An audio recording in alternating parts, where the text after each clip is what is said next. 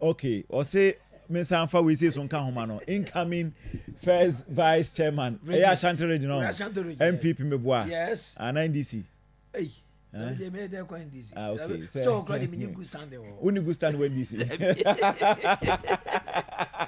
Chama ko sit no fia me na ko won chama nche be de comedy ni be wie. In fact, Ghana be yeso so abebo ha na minnim agenda omode nam. Minnim agenda omode nam.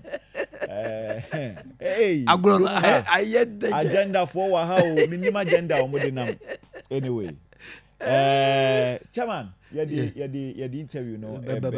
Yes. I think so you have final words to Formula 4 and MPP for to meet you. Oh, the American say MPP no. See ya ne be ye kasa ba ye wi ekabo.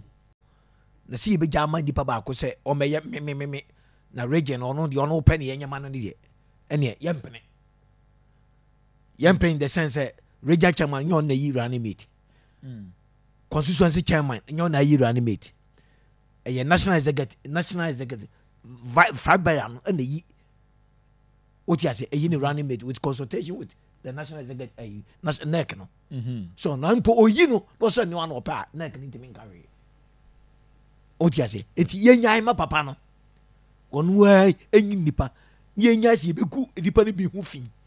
E bia ni beku nipa ni hu fin na no so na papa no o dey ope ye wi afa na ye ko polish na na.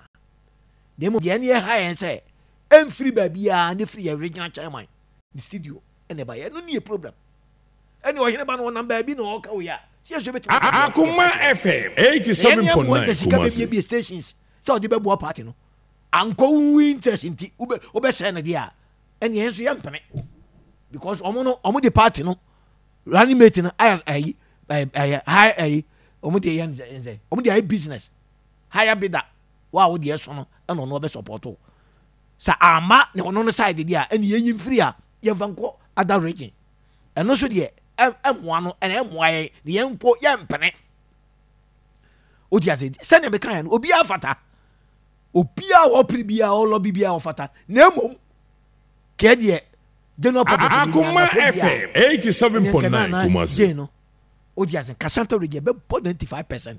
Me na me ka kiro na MPP ni was want chop na bosumi nwan ye de be pa o ma cho say e ya bufu MPP no onkoto onto man DC ye do so chen o te MPP no onkoto a onto man DC o be ka say ene e ko no onko na mum na ponsu ba mu dia I hope say e de no wontimi nye emai ni nya bia ni say ye nyina ni abu ofu ye te benche bi na bi o say my Akoma what is a part o mu ye bibi ma ko bi da but na po ye ti ni di wo mu ni de say ye nyina ye ba Uti ase ne beboa na party Akoma FM 87.9 Kumasi obi e ba Akoma FM 87.9 the whole day me go baby o be nam radio station by radio station because ba omiano obu ade ojo eti onya na pon kan ho a uti ase me fi say agenda no breaking the 8 na afa all right uti ase ti be fo makonya so ma chia party party mpenifo mo tu here enye ntokwa na ye ko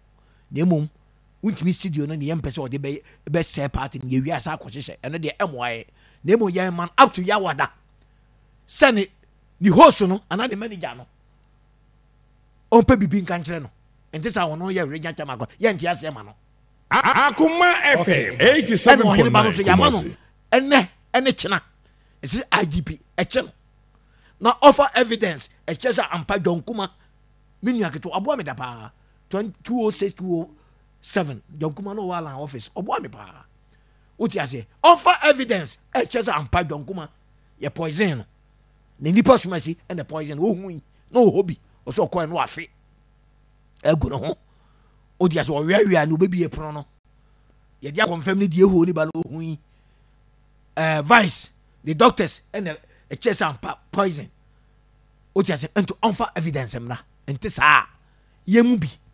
Akoma FM 87.9 Kumasi. Are you ready? All right. Bismillah say Akwasi Nti no. Some media ebe tie voice note aba.